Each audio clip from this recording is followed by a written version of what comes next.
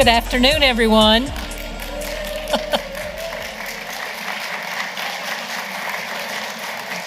That was actually to get you all quiet, not to clap for me. You can save your applause because you're going to need it later when we do this.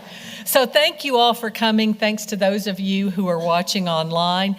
We talked about this in the President's Council, and one of the things we want to do with these updates is give you a chance to hear from the leadership team, but not just on things you see in Ohio News, but sort of what we're thinking about, what we want you to know.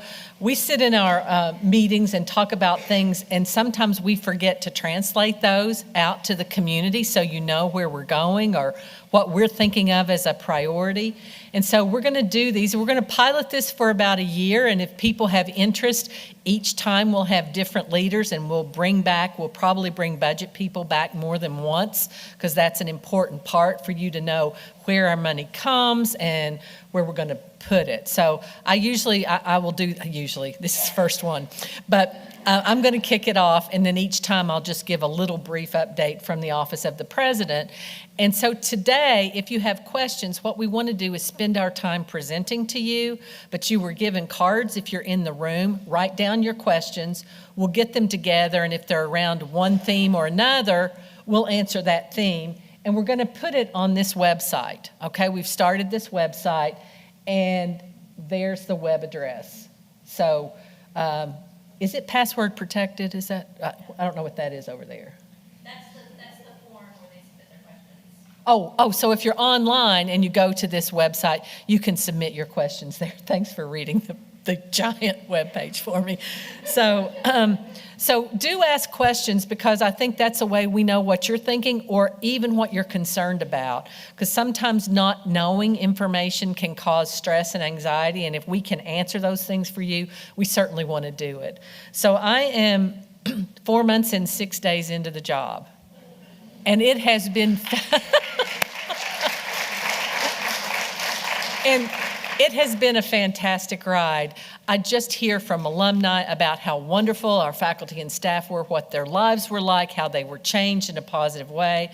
I meet with students, and their stories are amazing. So it is a great community, and we want to do everything we can to support our employees, to move us along at a fast pace and figure out what differentiates us from other institutions. So that's why we're here today. You're going to hear from me, then you're going to hear from Elizabeth, our provost, and then Russell, our VP for DEI, and then Robin in communication and marketing, just so you get an idea of what we talk about at the leadership meetings. And if there's specific topics you ever want to hear that we haven't talked about, you can ask it in the questions, but you can also send an email to president@ohio.edu, and we can gather those and make sure we put the right people in front of you with the right sort of information that you want to know.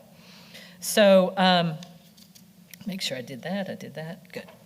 So I'm going to talk a little bit about what I think are our priorities for this year.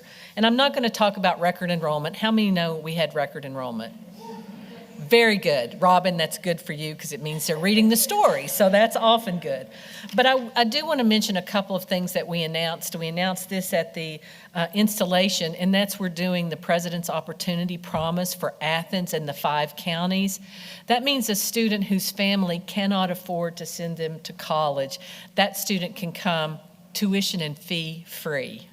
And it's not free because we all pay our taxes, but it allows us to guarantee social mobility and economic mobility and help build the middle class, which I think is a perfect value for OU. So we're really excited about that. It'll start in the fall of '24. So students now that are applying may find out that they have that scholarship. And the other reason we want to do it, we do it at the regional campuses right now, is if we can educate those students that are here, they may stay here. That's a workforce development, it's an economic development thing, and we would have an educated workforce in our city. So we're really pleased about that.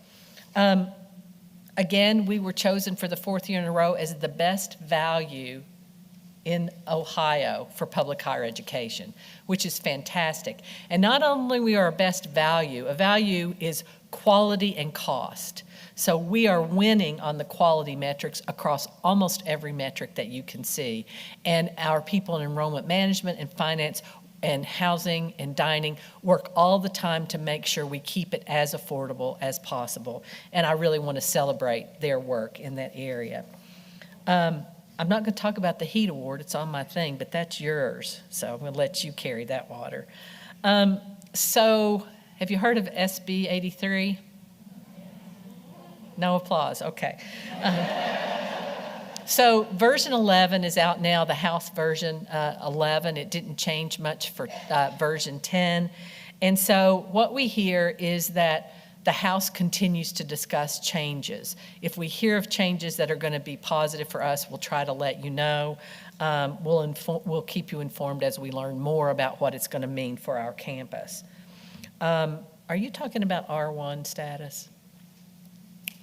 So they've changed the classification for institutions that are R1. Elizabeth will talk about that, but it looks like preliminary numbers that we're in good shape still. We've increased our research by a bit, so that's really strong for us.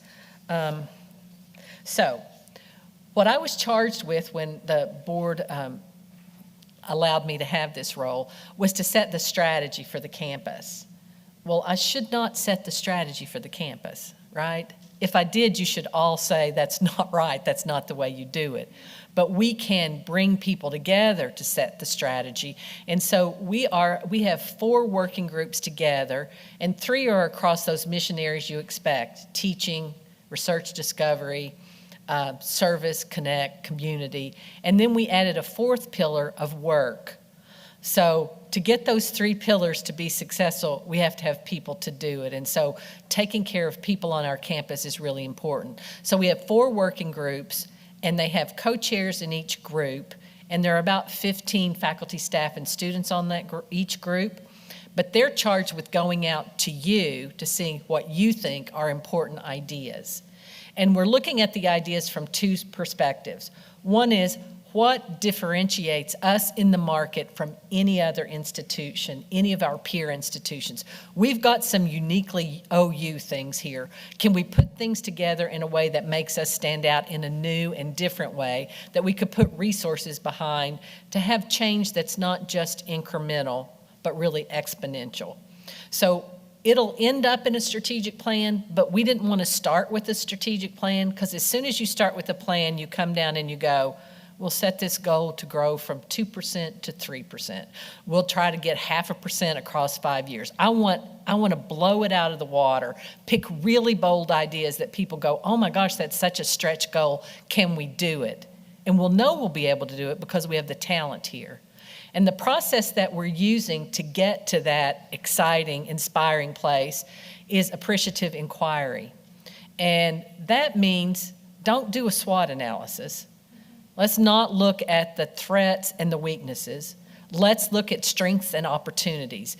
If you do that and really believe that, as you go for one of those audacious goals, you're going to get rid of the weaknesses, you're going to get rid of the threats, because you have a roadmap of something exciting that it won't be something that people go, that doesn't sound like OU, but it should be OU elevated. So we're really excited about that. That's going on right now. We have a meeting with the whole group coming up to cover what it means to look at differentiation and what it means to do it through an appreciative inquiry lens. The second group, that's the dynamic strategy group, is we have a group looking at the mission statement. I don't know if you've read it in a while. It's been on the website since 2012. Some things are good, oldies but goodies, but in this case, we ought to look at our mission, and we want a mission that another school couldn't just plop their name in and it be a mission statement. Those are a lot of mission statements that we see. And they're also going to look at the vision. So I'm hoping the vision that we had in 2012, we've grown in that, but what's our vision for the next 10 years, the next 20 years? So they'll have their work done really early, like in January, February, with input from the campus. The dynamic strategy group is going to have their work done to go to the board, which is in June, at the end of June. So those are the timeframes for those two things. Please look for times when you can come and talk with the groups, when they ask for your feedback, because we want this to be our plan and our strategy, so we're all together in this and we can build a really exciting future for our institution. So the two co-chairs of all those is Scott Titsworth from Communication and Char Miller, who is the Executive Director of Nursing and Health Sciences and Professions. So we have co-chairs of each pillar and then Uber co-chairs, and we'll keep you posted with updates, probably in the Ohio News, but there'll be small meetings for people to come to, focus groups, surveys, all that kind of stuff. So I think that's really one of the important things. Sorry, there's a lot of words here. I was going to give you just real quick updates on where we are with some of our executive searches. So 2 searches are underway for the provost and the vice president for research. The committees have met. The search firms are looking to gather names. So those 2 are underway. The provost search is chaired by John McCarthy and Sarah Wyatt. And then our VPR is chaired by Pat Fox from engineering and Darlene Berryman from HCOM. And they all have committees with them. And so I think you probably heard that Mark Heil had resigned, and so we're starting a search for the CFO. And John Day has stepped in to be the interim, and we'll start a national search. We're hoping to get that going. We've already identified the search firm, so that's going to go on. And you won't hear a lot of updates about the searches because really they're confidential until we bring people to campus. So you might just hear an update that it's ongoing, or we're going to bring people to campus at a certain date. And so both search firms for the VPR and the provost have said this is when we'll bring people to campus. So we'll kind of keep you informed about that. In 2025, HLC is going to be on our campus. We'll welcome them with open arms. We'll be so glad they're here looking at everything. But between now and then, we'll be calling on you to give information. And when you get a request to do something about it, do it quickly, because the office has to put together documents and reams of screenshots and all that. And if we can help them by being quick to respond, it'll help move them along very quickly. So we're doing these updates. I didn't expect to see this crowd, and I'm thrilled. I actually got to teach 30 minutes of a class today, and it was like I was already high from that. I don't know how many of you get a little high when you teach. You come out just so excited and the brain trust in that class. And now I see all of you, and it just goes to show what a special place this is. I didn't believe it before I got here. I thought it was just hooey, but it really is true. And we'll try this, and we'll do it for a year, and then if you say, enough, we don't need it anymore. But if not, we'll broaden it out, and we'll bring the deans in so you can find out what's going on in health sciences and in engineering, things that you might not know but could enrich your knowledge of our institution. So I first want to thank you for everything you do. It's a miraculous thing that you do on this campus, and I see evidence of it every day. I want to thank you for that. I want to thank you for coming. I want to thank you for watching online. And please let us know what you think about this, how we could change it to make it better for you. But I'm going to turn it over to Elizabeth. Thank you.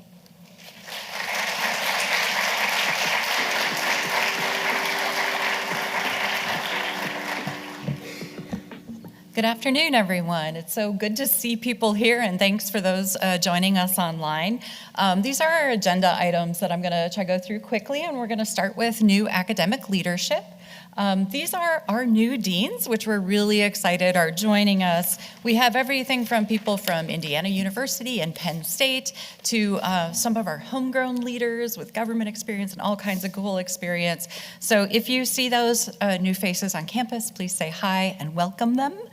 I am very excited and pleased and grateful for those who are stepping in as interim deans in the College of Education, in our libraries, and in HTC. They're doing a fantastic job. So grateful that they're willing to step up and help us all right now. I also want to make sure you know that we have a couple of new folks in the provost office. You may be familiar with Deb Benton, might be a familiar name. Obviously, she's been registrar for a long time, such a fantastic person, and we are so excited she's going to join the provost's office in this next stage of her life and lead strategy around student success technology. Right now, we spend a lot of funding on technology. We'd like to shift that to people and come to a more kind of a cohesive approach to all the technology we use across campus, so our advisors don't have to open 7 different windows every time they talk to a student. So very excited about this as well. Carrie Saunier is joining us as John Day has said he's going to retire. I think he's doing it wrong.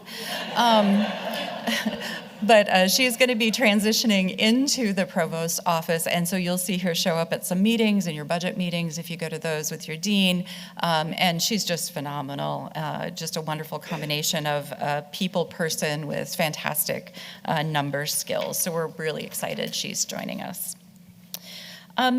A couple updates on dean searches. Our honors tutorial search literally just finished having candidates on campus this week, and the committee met Monday, and I meet with them tomorrow to hear their recommendations. So very excited and hope to have that wrapped up soon. I'm very grateful to Interim Dean Lisa Harrison and Matt Cornish, the theater faculty member, for co-chairing that.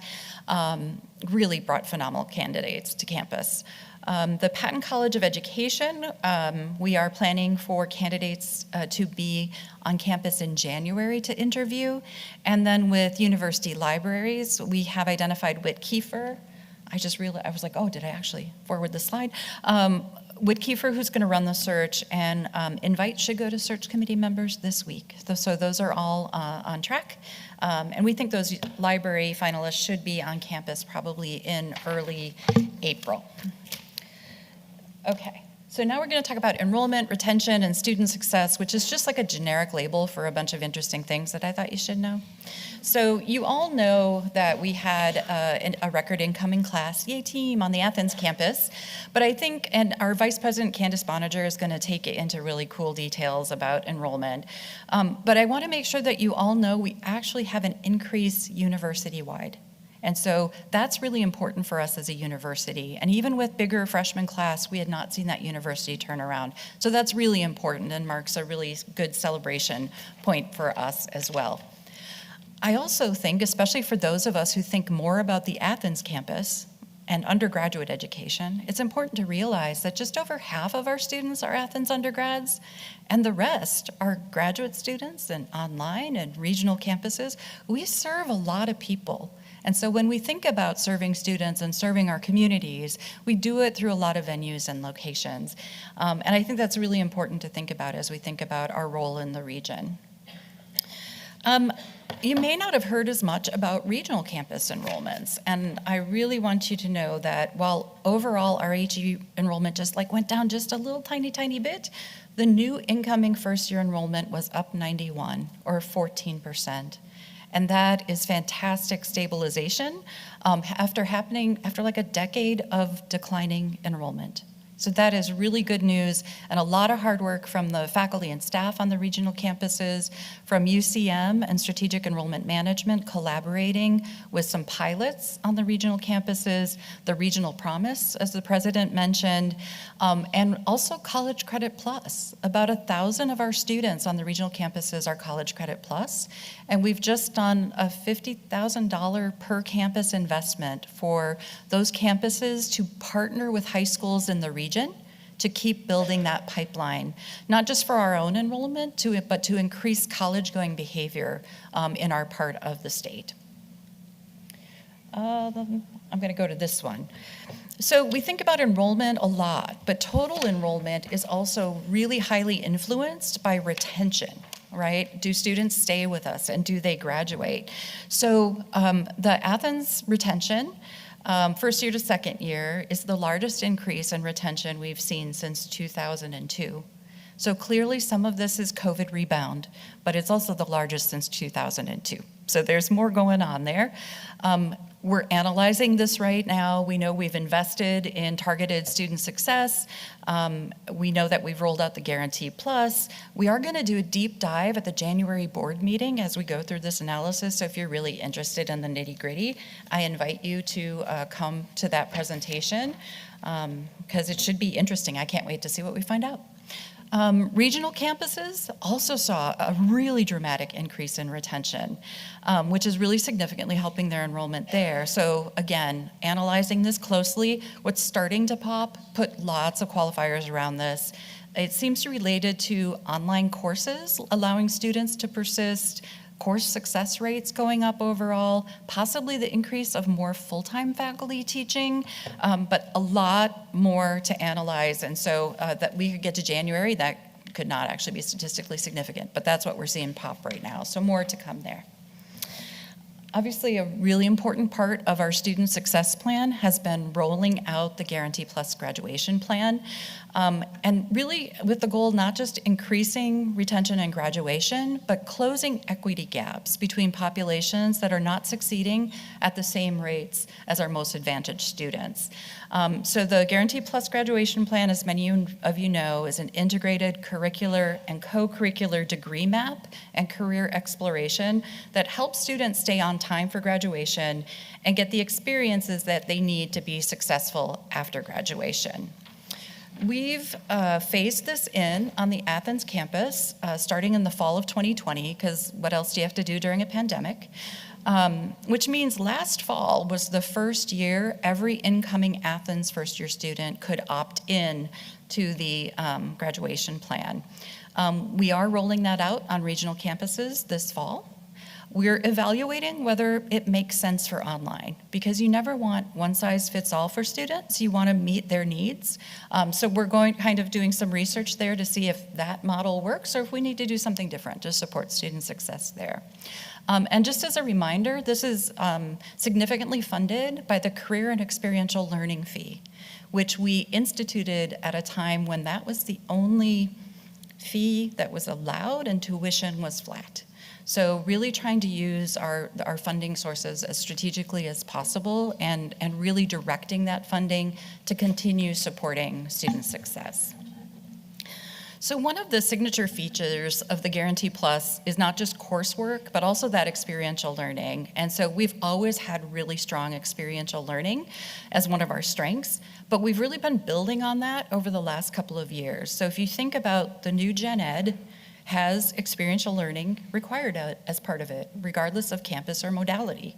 Then think about the Guarantee Plus. Students who opt into it can create integrated experiential learning with their degree map. And think about then Ohio Honors, which actually has experiential pathways and a first-year engagement lab. So no matter who you are as a student, there is a range of kind of flavors and intensities of experiential learning. And so what we really want to do is continue moving experiential learning to the center of a student's time at Ohio University. What's great is we are starting to see this come through in our survey data. So this is the latest National Survey of Student Engagement, which benchmarks tons of students' experiences, especially with high-impact practices, against our peers in the state and nationally. So look at some of these. I pulled some of these where we're really distinctive. So look at our first-year students engaged in at least one high-impact practice. Does everyone know what high-impact practices are? No one's willing to shake their heads, so that means no. So these are things like undergraduate research, learning communities, experiential learning, community engagement, all those things that contribute to deep learning and a student's chances of success, right? So first year students engaged in at least one high impact practice, 88% of our first year students are doing that. And that is 28 percentage points higher than our Ohio publics, and 33 percentage points higher nationally in our Carnegie class. Yowza, right? First year students engaged in learning community. Well, we know over 98% of them are, so I don't know what these 67 are doing, but again, double digits higher than our peers in the state and nationally. Look at, I know, I'm so excited. Look at our seniors who talked about career plans with a faculty member. double digits higher than our peers. I keep saying our special sauce is our relationships and experiences that we have with our students. And we are seeing this. This is not, no offense, marketing talk. This is like real substantive experiences. Look at seniors who worked with faculty outside of class. Fantastic. Look at where there's room to improve, right? So for seniors engaged in internships, co-op, field experiences, that's good. We're comparable, but that's a space where we could, based on this data, look at and say, how do we focus that so that our students are getting those types of experiences? So I really want to thank all of the faculty and staff who support this engagement. This does not just happen. It happens because faculty and staff care. They get, you didn't say get high. What did you say? You get high, an emotional high from that. But I recognize the amount of work and dedication that takes, and I hope that you can see how it pays off for our students in a really concrete way. If you're interested in this, it's like 12 reports and dozens of pages, super fascinating, so please do take a look at that. And I'm going to finish really quickly. So one area of experiential learning that we're really looking at is the place-based initiative, which takes kind of experiences in other places and relays it to our special sense of place in a way that makes what is distinctive about where we are in Southeast Ohio or our urban location in Cleveland or international sites really deepen our learning with those students. I am going to skip ahead to what I think people really want to know about, which is the faculty comp study. What I will say is that we think about faculty development being important for recruiting and retaining faculty. We know that salary and compensation is too. So last spring, we put together with Faculty Senate a compensation task force to analyze and benchmark faculty salaries. There were 3 recommendations. One was similar to what we are working on with staff, which is kind of an equity market pool for over 3 or 4 years, bringing salaries up to market. But 2 recommendations have already been implemented. The first is increasing the promotion bumps. So the report recommended phasing in promotion bumps of $1,000 additional over 4 years. We're going to do it in 3. It's retroactive. So if you got promoted in last year's cycle, you'll get a little more. If you're going through this year and are successful, you'll get 2/3. So that will actually be done by next year. The second one is, and again, this applies to both Athens and regional faculty, both tenure track, instructional, and clinical. Okay, so it's across the board with those promotion bumps. The second one is raising minimum faculty salaries. And those are also retroactive. It applies to all faculty. There weren't any on the regional campuses who were below the minimums. We did have about a dozen on the Athens campus who were below the minimums. So more to come on the large faculty pool, but wanted to let you know that these 2 had been implemented. And then very quickly, just a few things looking ahead. Sent out a call for the AI group, have gotten lots of responses. If you're interested, faculty or staff, please respond by November 10th. We already talked about the HLC, which is delightful. If you're interested in thinking about a new academic calendar, let me know. I want to put a group together on that. Not quarters, not going back to quarters, but maybe winter session or a Maymester or a common hour, I don't know, could be interesting. And then R1. So in the past, it's been this convoluted formula. You have to backwards engineer it and then see what you're doing. New criteria just came out. If you hit $50 million in research expenditures and have 70 or more PhDs, you're an R1, right? So no comparative or anything like that. We have over 120 PhD production. We're good there. We're waiting on the final kind of accounting for FY23 research, and we should know that very soon. The Herd report, I think, is due in January, so more to come there. And I'm very happy to introduce VP Morrow from our VP of D&I. Thank you.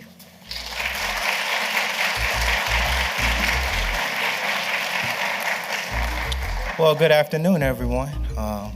OU? Yeah, my 3-year-old would be proud. So good afternoon. I want to start today just kind of by updating you all on the work that we're doing in the division across campus. I'm fairly new to the division, and I thought I knew a lot about what the division does, and I got into the role and I realized how much the division does. And so I just kind of want to start there by talking about what we do as a division.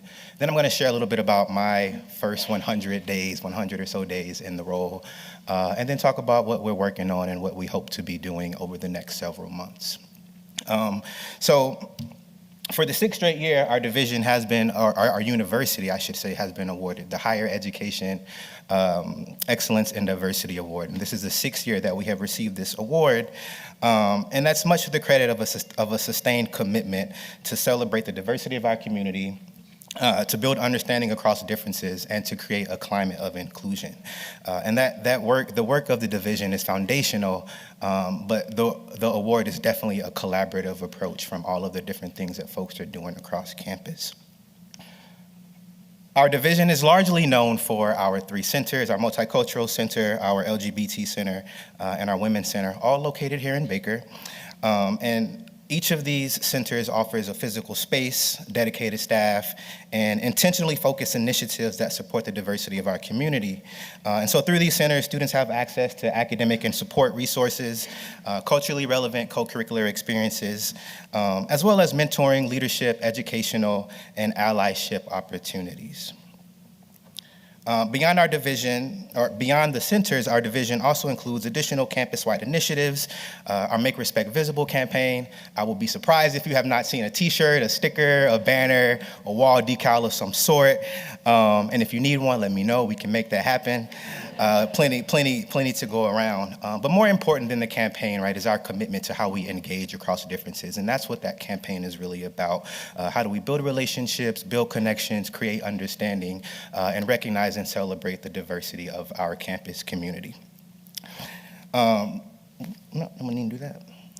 Our division also offers a catalog of workshops and trainings that folks can reach out to us, and we can come out and we'll consult, figure out what you need, and create materials and workshops, educational opportunities that make sense for student organizations, for staffs, for committees, or whatever folks might need. And so feel free to reach out to us for that, and we can help make sure you're taken care of.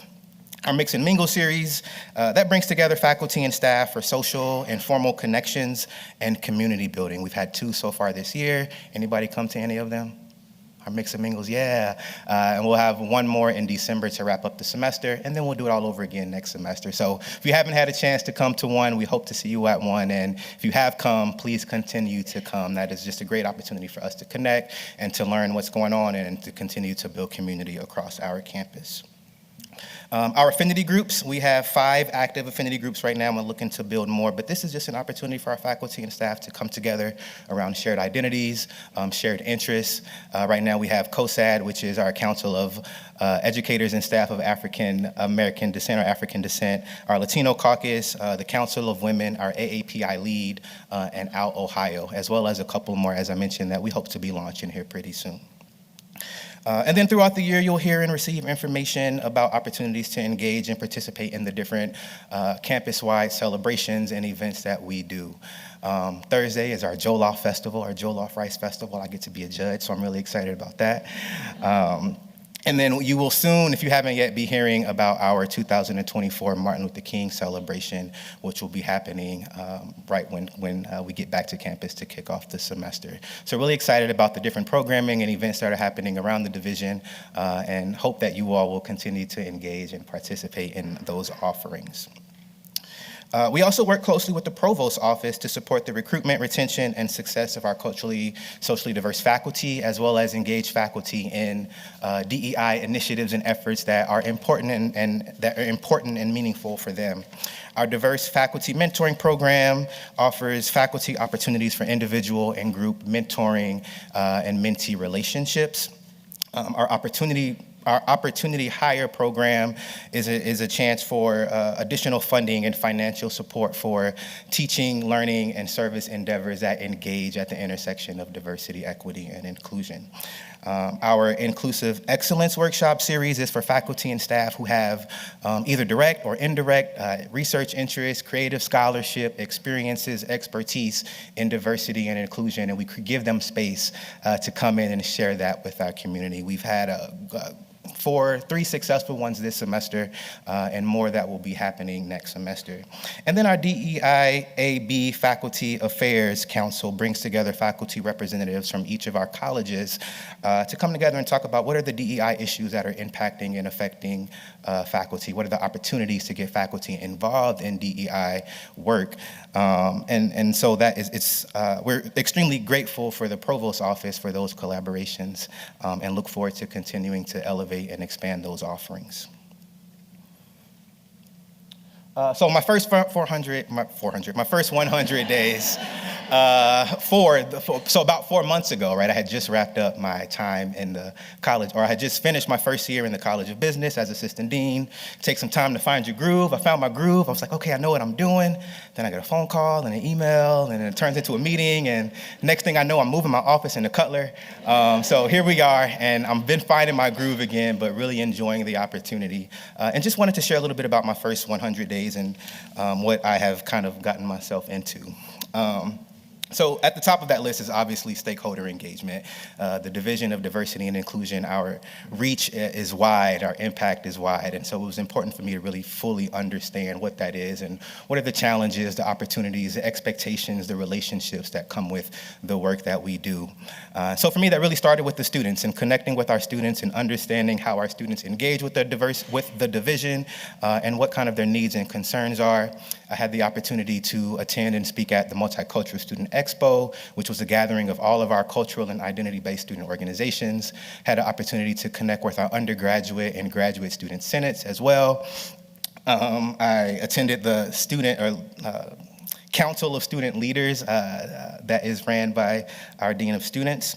And really just tried to be visible in our centers, in the division, and then at programs, events, and activities that are inside the division, but also outside of our division as well. Faculty and staff connections have been important for me, so through our collaborations with the Provost Office, I've been able to get connected to our staff and our faculty. Through our Mix and Mingle series, that has been a great way for me to connect with our faculty and staff. But also had the opportunity to speak at our new faculty welcome, and then I've had a lot of different meetings with DEI leaders and committees that expand across our campus, and it's just really cool to see the passion that our faculty and staff have for diversity and inclusion, and I'm excited to see how they continue to impact and influence inclusive excellence and help us get that 7th HEAT Award, right? We also have a very strong alumni base that I've been able to get connected to. I've had the pleasure of meeting alumni who graduated like just as recently as last year, people who graduated before I was born, people who graduated before my mother was born. And it's just really cool to see. And at the core of those conversations really is a sense of belonging that OU has created for them as students, but also continues to create for them as alum. And so I'm really excited about building and establishing and continuing those relationships.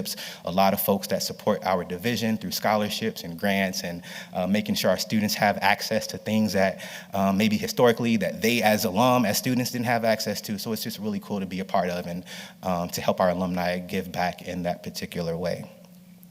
And then our community, the Southeastern Athens, Ohio community has also been a way in which I've been able to connect. A couple of weeks ago, I had the opportunity to represent the division at the Athens Community Welcome, which is sponsored by the Racial Equity Coalition of Athens County, which is a really cool event just to get engaged with all the folks who care about racial equity and social justice in the community, and being able to leverage our work in the division to support what they do.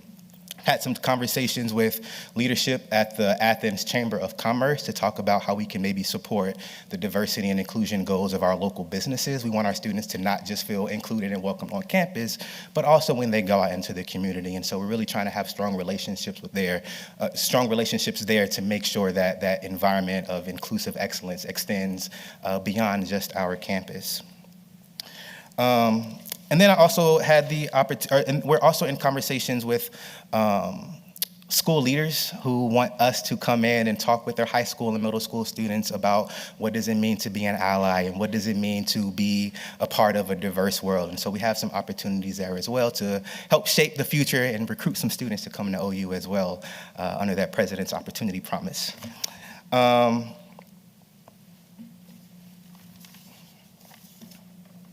Lost my notes here. So switching gears a little bit, also spent quite a bit of time working through the impact of the SCOTUS, the Supreme Court ruling, and figuring out what does that mean, right? It had a very real and imminent impact on the work that we do and has required us to look at everything from admissions and scholarships to the actual programs and events and initiatives and activities that we offer to our students. So it's been a collaborative approach to really figure out what is our new normal, and how do we respond accordingly? And that has been something that our division has focused on as we want to make sure that we get it right and to also be a resource to our campus partners to help make sure that they can get it right as well. So been a lot of meetings and a lot of conversations, a lot of four-letter words, but it's okay. We're gonna get through it. During the summer, we officially merged our formerly known as OMSAR, our Office of Multicultural Success and Retention, into our Multicultural Center. And so now all of those services are located here on the second floor, right across from the Baker Theater in our MCC. And that has become a one-stop location that centralizes academic support, scholarship programs, student organizations, and cultural relevant programming. We're excited about the new directorship that is now in that role, Lisa Flowers Clements, and are excited to see kind of how that new center continues to evolve and grow and support our students around campus. This year we launched the first ever collaborative diversity and inclusion conference with Kent State and Miami University. Yes, Miami University, but it was great. Prior to this conference, each institution had their own one-day diversity and inclusion conference. We had the Diversity Leadership Institute. And so the chief diversity officers at all three institutions and representatives from their various divisions came together and said, what would it look like to do a collaborative conference? And so in mid-October, we held the first Reimagining the Academy Conference, collaborative conference between the three institutions. Over 200 faculty and staff from across all three institutions attended. And so we're going to continue that and look forward to growing more collaborations across universities in Ohio and continuing to be involved in the statewide conversation about what does inclusive excellence look like for institutions of higher education. And then lastly, it's been important for me to be collaborative, right? And to make sure that we are working with the various folks around campus who are doing great DEI work. And so one way that we've done that is making sure that our division is represented across campus on different committees and task force and work groups. So very appreciative to our staff for stepping outside of our division to be engaged across campus. And then we've also partnered with various campus units to host lectures and programs and social events that elevate the diversity and inclusion efforts in those respective areas. And so what we're working on now and what you can expect to see from us over the next few months, we're going to continue to strengthen and build our campus-wide partnerships.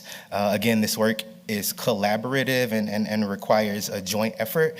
And so for that, it means working with undergraduate admissions to make sure our recruitment and our outreach efforts continue to elevate diversity. It means working with student affairs in the provost office and the university college to address student belonging and to address equity gaps. Partnering with global affairs and the Center for International Studies to think about DEI from a global perspective and what does that mean when we are in a global world where businesses are not just in America, but they are all over the world, and how do we prepare students for that?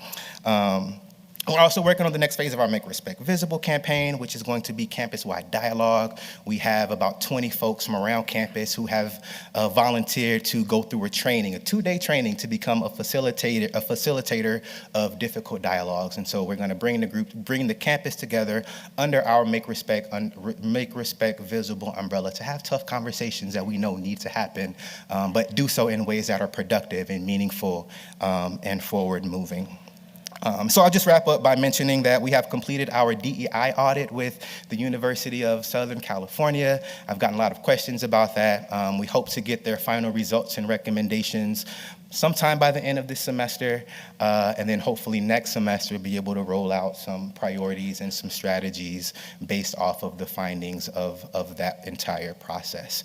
So between that process, the president's dynamic strategy process, and just ongoing conversations, it's a really great time for our division to really look at our purpose, our mission, our strategic direction, and to really step into this new phase of what the Division of Diversity and Inclusion is and can be. I'm so excited to have you all a part of that process. Please reach out to us if you need us, and we look forward to collaborating and connecting. Thank you all. And I'm going to turn it over to Robin Oliver from UCM.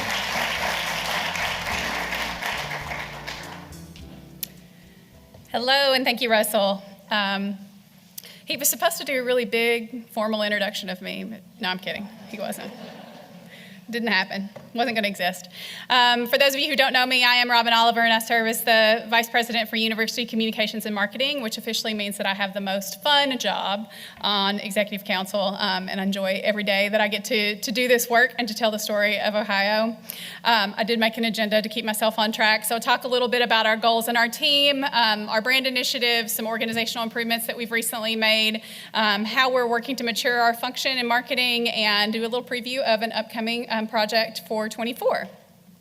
So I'll start with our marketing communications goals. We developed these back in 2019. We brought together, when I first came to Ohio, we brought together leaders who were working in the communications and marketing space across the university at that time, and we had a really great, multiple meeting dialogue about what is it that we are all supposed to be doing together.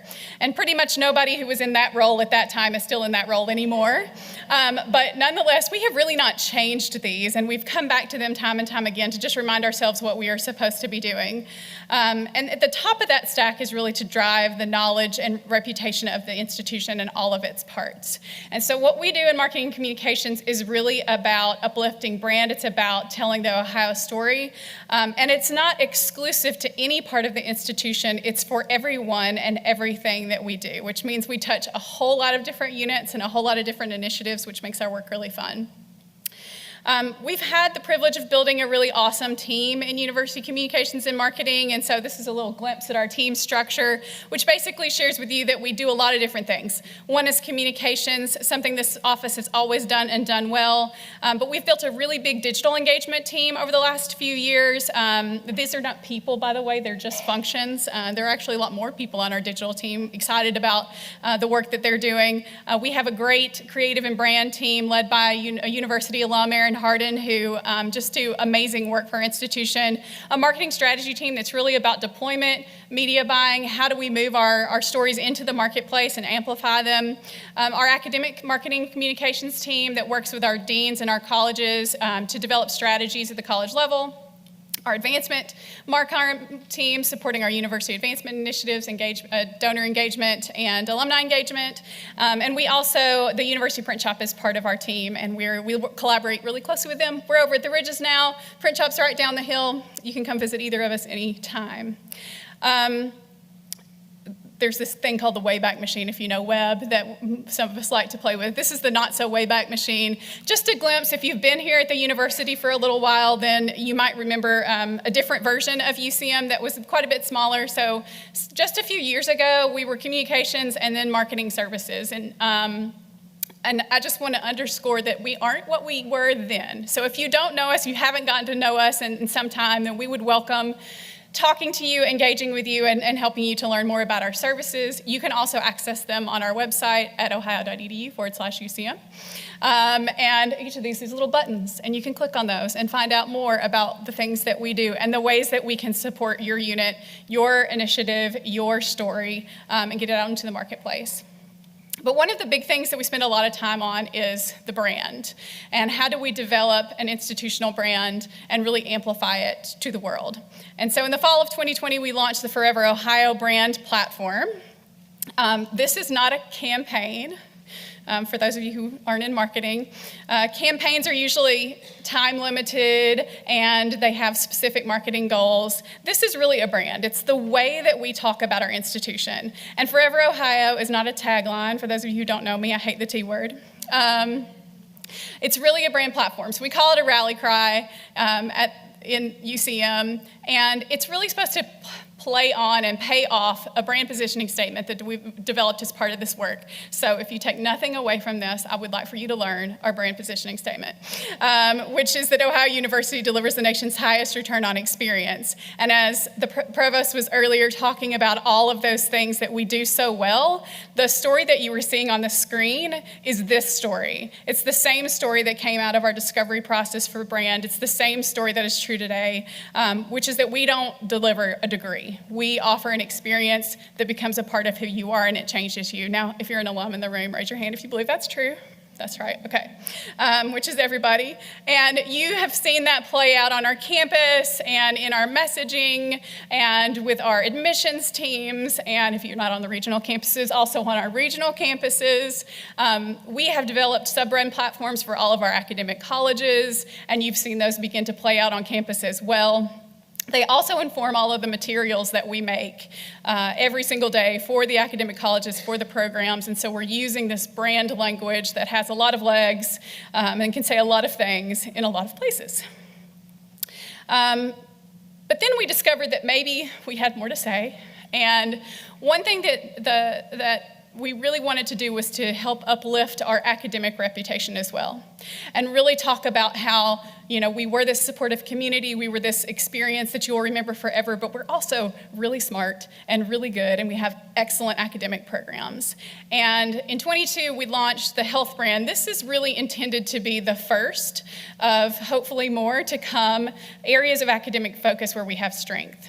About a third of our students are studying health or the health professions here at Ohio, and so this was a natural fit for our first foray into talking about an academic area of strength. And we did research when we first started this campaign, and so I took all of the other universities' names off of here for the purpose of sharing this online. But what I would say to you is what we learned, not that we would be terribly surprised, but when we asked people, who do you think of university-wise when you think of health, we were low in unaided awareness. So over here on the left, we're the green one. Naturally. When somebody said, well, what about Ohio University? They were like, oh yeah, I know them, yeah. So then we kind of pop up to number 2.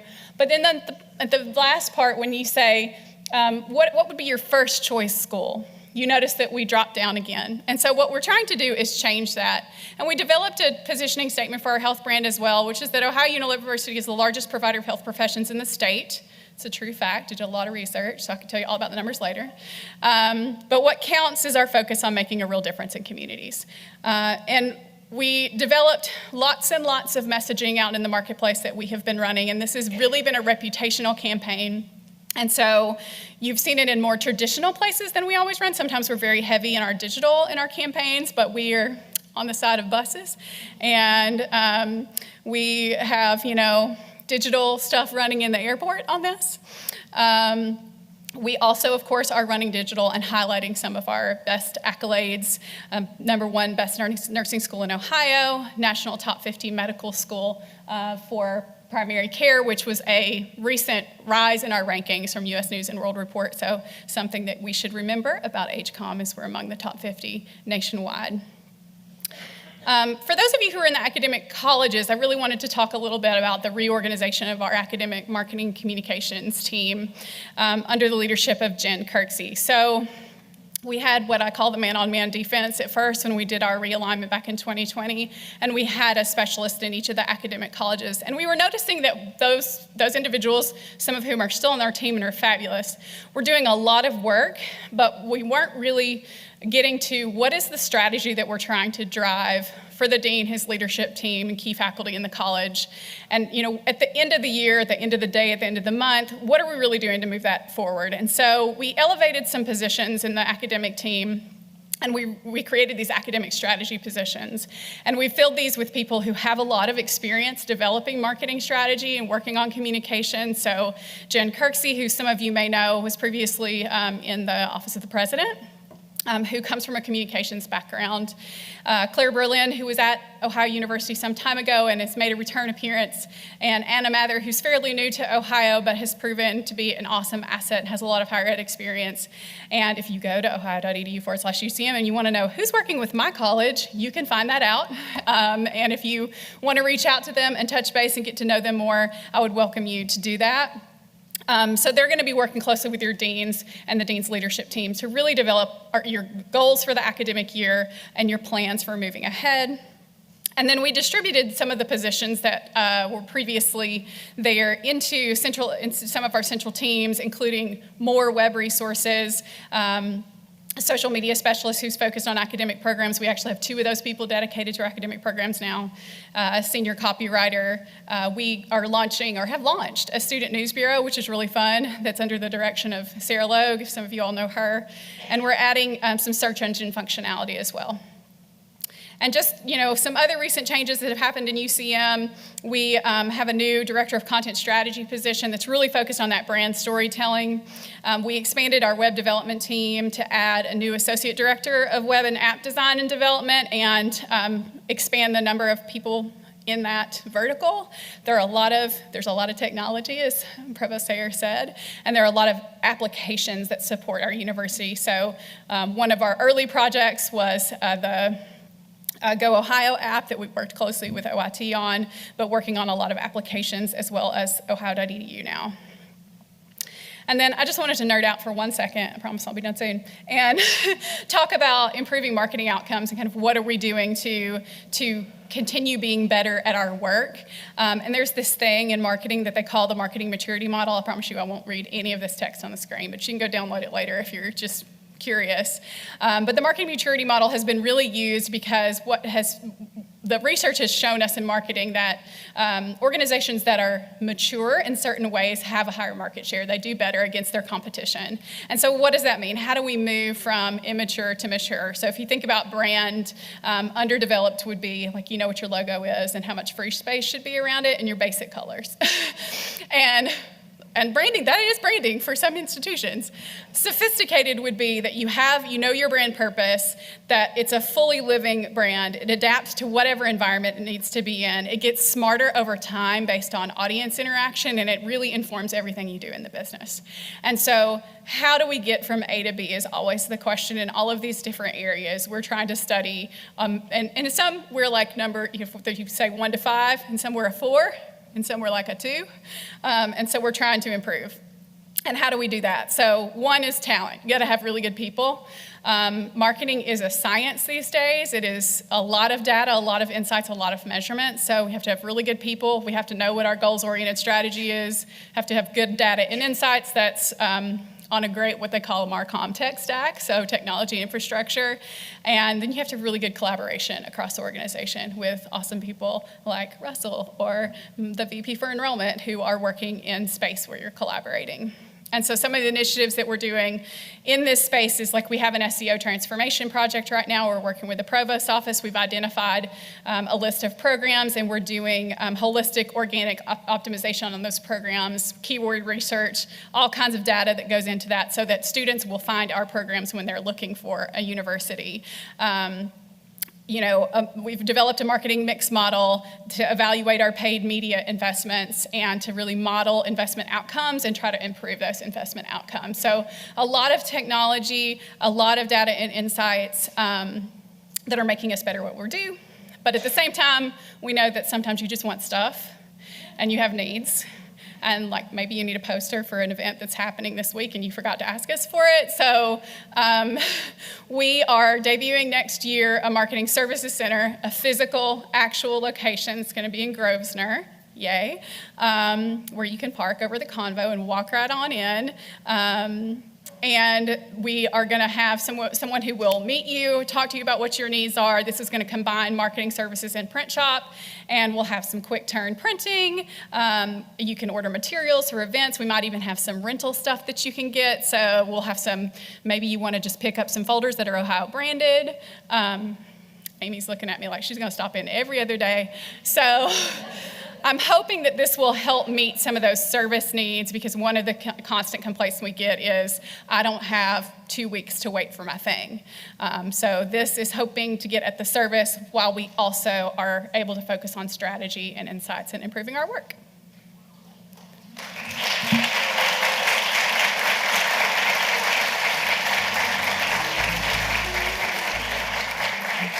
Everybody kept it to 15 minutes, so can we just clap for time management?